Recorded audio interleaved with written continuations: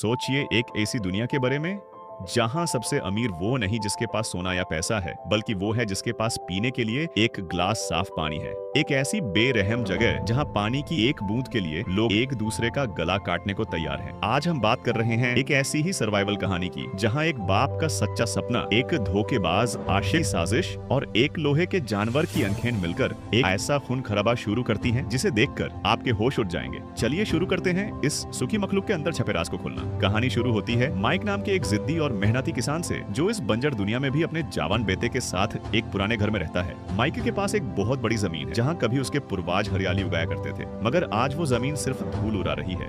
Mic को लगता है कि एक दिन यहाँ फिर से फसल उगेगी, पर पानी सप्लाई करने वाले सरकारी लोग उसे एक बूंद पानी देने से मना कर देते हैं, क्योंकि माइक के पास उन्हें देने के लिए रिश्वत नहीं है। उदास होकर माइक लौट रहा होता है कि रास्ते में उसके बुजुर्ग खच्चर का पैर टूट जाता है। दाढ़ से तड़पते उस जानवर को माइक को भारे मन से गोली मारनी पड़ती है। घर पहुँचते ही हम देखते हैं माइक की बेटी मेरी को, जो पानी न होने की वजह से बर्तनों को मिट्टी से रगड़ रगाड़ कर साफ कर रही है। अब बिना किसी जानवर के खेती करना नामुमकिन था, इसलिए माइक अपनी आखिरी जमा पूंजी लेकर एक अनजान मार्केट जाता है, जहां लोहे के यानी रोबोटिक जानवरों की नीलामी हो रही होती है।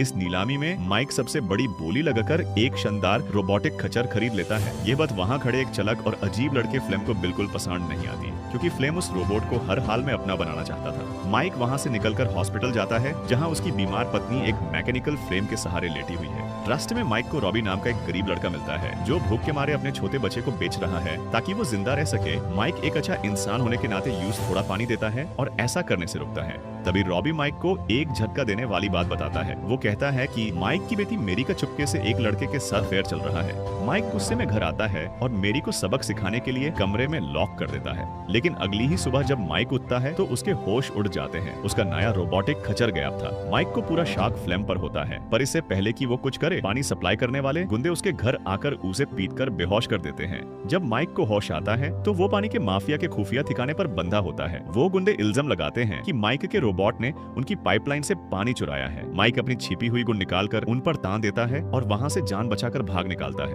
अब माइक का एक ही मकसद था, फ्लेम को ढूंढना। खोजते खोजते माइक एक वीरन जगह पर फ्लेम को पकड़ लेता है। फ्लेम ने सच में रोबोट चुराया था और पानी चुराकर उसे बॉर्डर पर महंगे दाम में बेचना चाहता था। माइक फ्लेम को गुंगोइंत पर लेकर चलने लगता है ताकि वो अपनी बेगुनाही साबित कर सके, मगर चिलचिलाती धूप में माइक की बॉडी बिल्कुल डिहाइड्रेट हो जाती है। चलक फ्लेम यूजे चुराए हुए पानी का लालच देता है और कहता है कि हम दोनों पार्टनर बन जाते हैं। माइक थोड़ा पानी पीता है, पर वो अपना इरादा नहीं बदलता। जैसे ही माइक थक कर लड़खड़ाता है, फ्लेम मौका देखकर पीछे से उसके सर पर एक भारी पत्थर दे मरता है। माइक की वही तरफ तापड़ कर मौत हो जाती है। फ्लेम इस मौत को एक एक्सीडेंट की तरह प्लांट करता है ताकि सबको लगे कि रोबोट आउट ऑफ कंट्रोल हो गया था और उसने माइक को कुचल दिया। फ्लेम चालाकी से मेरी के पास चला जाता है, क्योंकि वही मेरी का आशिक था। इधर माइक का बेटा जेरोम अपने बाप को ढूंढते हुए निकलता है और यूं से माइक की लाश मिलती है। फ्लेम घर आकर झूठी सिंपैथी दिखाता है और धीरे धीरे इस घमजादा परिवार का हिस्सा बन जाता है। वो जेरोम को मनाकर मेरी से शादी कर लेता है और माइक की उस बंजर जमीन पर खेती शुरू करता है। फ्लेम पानी के माफिया के पास जाकर उन्हें रिश्वत देता है और इलीगल तरीके से खेत के लिए भरपूर पानी ले आता है। फ्लेम की मेहनत से सूखी जमीन पर हरी भरी फसल उगने लगती है और जेरोम भी अपने इस नए जीजा से काफी इंप्रेस हो जाता है। सब कुछ ठीक चल रहा होता है, पर एक दिन बैंक के अफसर आकर फ्लेम को बताते हैं कि माइक ने इस जमीन पर बहुत बड़ा लोन लिया था और अगर कर्ज जल्दी नहीं चुकाया गया तो बैंक खेत जब्त कर लेगी। फ्लेम इस खेत को खोना नहीं चाहता था, इसलिए वो दोबारा उस गरीब लड़के रॉबी के पास जाता है, जिसे अपने बच्चे को बेचने के लिए उकसाता है। रॉबी अपनी पत्नी से छुपकर अपने बच्चे को अमीर लोगों को बेच देता है, पर फ्लेम का मकसद वो सारे पैसे खुद हड़पना था।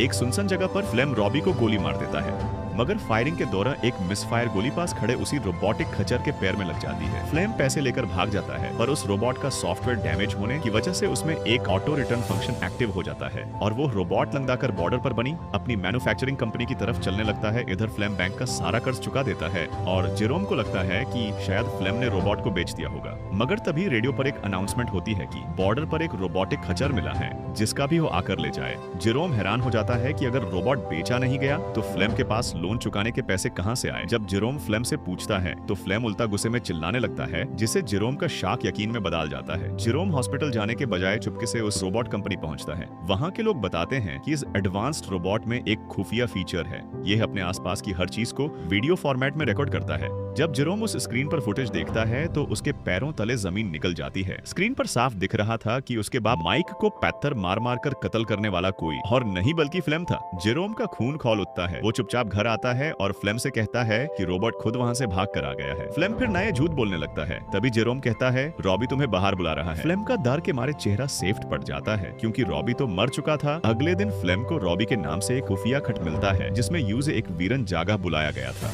फ्लेम दार के मारे वहां जाता है पर रास्ते में चलते हुए वो झाड़ियों से ढके एक गहरे गड्ढे में गिर जाता है जिससे उसके दोनों पैर टूट जाते हैं। जब वो ऊपर देखता है तो वहां जेरोम खड़ा था। ये झूठा खत जेरोम ने ही भेजा था। फ्लेम रोता है, गिड़गिड़ाता है कि वो एक एक्सीडेंट था, पर जेरोम को अब सारा सच पता था। बिना किसी तरह के जेरोम गोली चलाकर अपने बाप के कातिल फ्लेम को हमेशा के लिए खत्म कर देता है। आए जेरोम घर आकर अपनी बहन मेरी को कुछ नहीं बताता क्योंकि मेरी इस समय फ्लेम के बच्चे की माँ बनने वाली थी और वो उसको कोई झटका नहीं देना चाहता था। फ्लेम के पैसे और की फासल से अब उनके पास बहुत पैसा था जिससे वो अपनी बीमार माँ को हॉस्पिटल से हमेशा के लिए घर ले आते हैं। कहानी के आखिर में दोनों भाई बहन उम्मीद करते हैं कि घर में एक प्यारी सी बेटी पैदा हो जो इस परिवार में खुशियां लौटाए। तो दोस्तों ये थी मौत और लालच के बीच जिंदा रहने की कहानी। अगर आपको कहानी पसंद आई तो वीडियो को लाइक और ऐसी ही शानदार मूवीज के लिए चैनल को सब्सक्राइब जरूर करें। मिलते हैं अगली वीडियो में, तब तक के लिए अलविदा।